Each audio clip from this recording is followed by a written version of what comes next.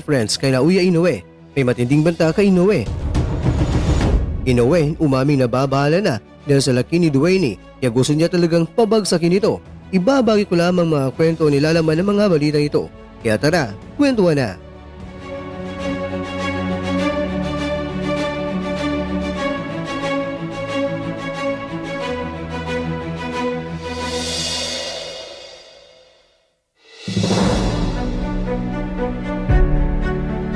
Sa wakas, dumating na rin ang pagkakataon na nag-cross na rin ang landas nila ni Dwayne at ni Inoue. Kung noon ay pinicture lang niya ang idol niya noon na may laban.